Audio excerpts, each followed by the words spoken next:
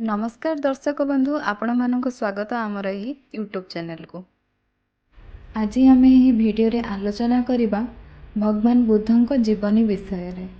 सिद्धार्थ गौतम ख्रीष्टपूर्व 6ठ शताब्दी रे नेपाल लुम्बिनी रे एक राज परिवार रे जन्म होइथिले। जन्म हेबार 7 दिन पर तांको मां को मृत्यु होइथिला। तेणु सिद्धार्थ को तांको माउसी लालन पालन करथिले।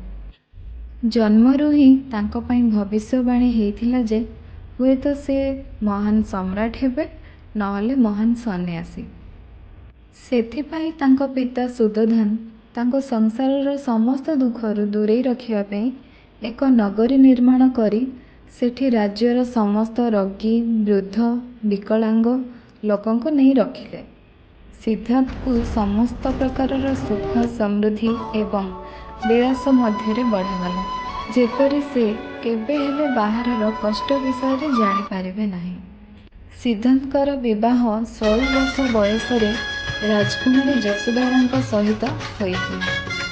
दिने सिद्धार्थ निज राज्य भ्रमण करिया पई जिद धरिले किंतु राजा मना कले।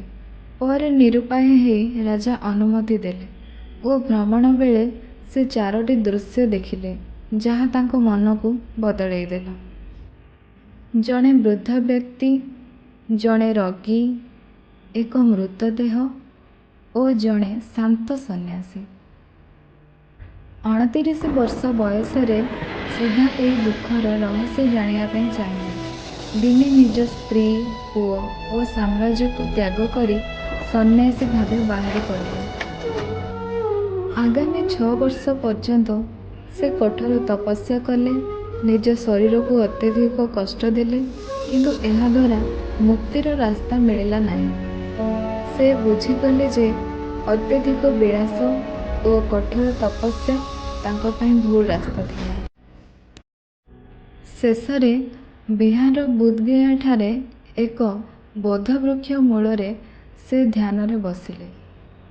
49 दिनर ध्यान पर से ज्ञान प्राप्त कले और सेठी से मध्यम मार्ग बा मिडिल पाथ आविष्कार कले और बुद्ध नाम रे परिचित हेले।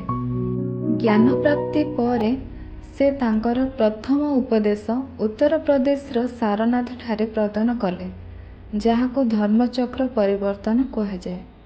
तांकर मूल शिक्षा थिला 4 आर्य सत्य।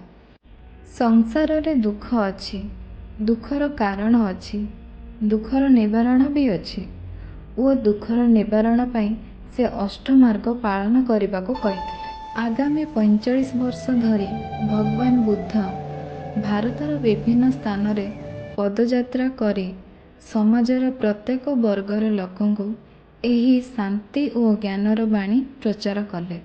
80 वर्ष बयस उत्तर प्रदेश रो कुशीनगर ठारे भगवान बुद्ध शांतिर सहित शेष निश्वास त्याग कले। एही घटना को महापरिनिर्वाण कह जाए। शारीरिक भाव से चलीगले किंतु तांको द्वारा आविष्कृत सत्य और धर्म आज भी कोटि कोटि लोकं को शांतिर पथ देखाउछि। बुद्धंकर केउं शिक्षा आपणको सबुठानु अधिक प्रेरणा दिए मते कमेंट रे निश्चिंत जणाइबे।